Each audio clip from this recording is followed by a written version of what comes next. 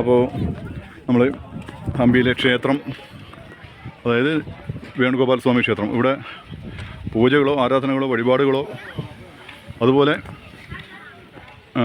ഭണ്ണാരമോ നമ്മൾ വഴിപാട് കഴിക്കലോ പൈസ ഇടലോ ഒന്നുമില്ല. ഒക്കെ പിന്നെ നിരോധിച്ചിട്ടുള്ളതാണ്. കയറാം, പ്രാർത്ഥനകൾ മനസ്സിലാവാം, അത് മറ്റുള്ളവർക്ക് കൂടി അറിയിച്ചും കൊണ്ടുള്ളത് പാടില്ല. ഇവിടെ ഭണ്ണാരമില്ല, വഴിപാടില്ല, പൂജകളില്ല, ക്ഷേത്രമാണ്. അതാണ് ഇതിൻ്റെ ഒരു പ്രത്യേകത. അതിലേക്കാണ് നമ്മൾ പോകുന്നത്. നമ്മുടെ സാനിയ ഹോളിഡേയ്സിലെ മുഴുവൻ ആൾക്കാരും വളരെ ആകാംക്ഷാപൂർവ്വം സന്ദർശിക്കുന്നൊരു സ്ഥലമാണിത്.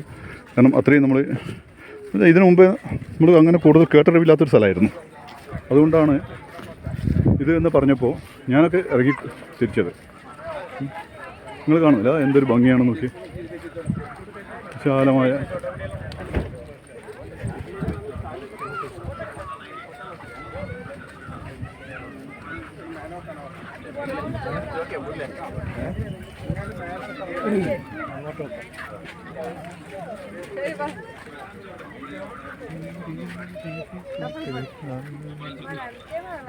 ഇവിടെ ചെരുപ്പ് അഴിച്ചു നോക്കണം എന്നാണ് പറയുന്നത്.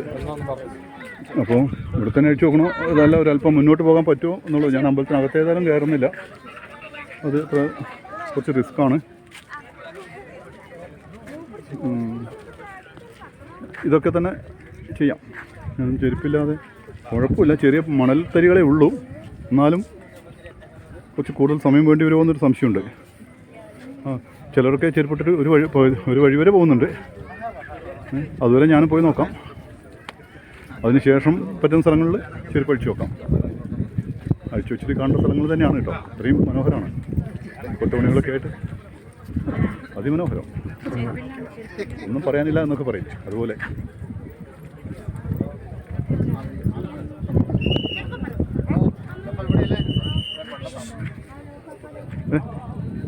ചപ്പൽ കാല് ചെറിയ പ്രോബ്ലം. അപ്പോൾ എന്നെ തിരിച്ച് വിളിച്ചു ചപ്പലടിച്ച് നോക്കണം എന്ന് പറഞ്ഞിട്ട്. ഇനിയിപ്പം പറ്റുന്നവരെ പോയിട്ട് തിരിച്ചു തരാം. ചപ്പൽ എവിടെയെങ്കിലും അടിച്ചിട്ടേക്കാം, കുഴപ്പമില്ല. ഒരല്പം ബുദ്ധിമുട്ടിയാലും ഇതൊന്നും അടുത്ത് പോയി കാണണം എന്നൊരു താല്പര്യമുണ്ട്. അതുകൊണ്ട് ഇവിടെ എവിടെയെങ്കിലും അടിച്ചിട്ടേക്കാം.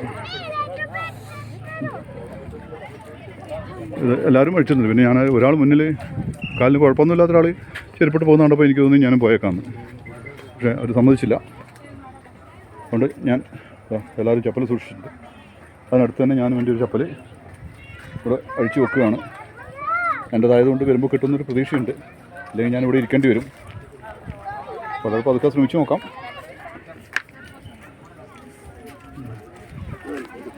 അപ്പോൾ ഞാൻ വീണ്ടും ഒരിക്കൽ കണ്ട കാഴ്ചകൾ തന്നെയാണ്, എങ്കിലും ഒന്നുകൂടെ അത് ഇനി ഞാനൊന്ന് ഒരല്പം സ്വാർത്ഥതയിലേക്ക്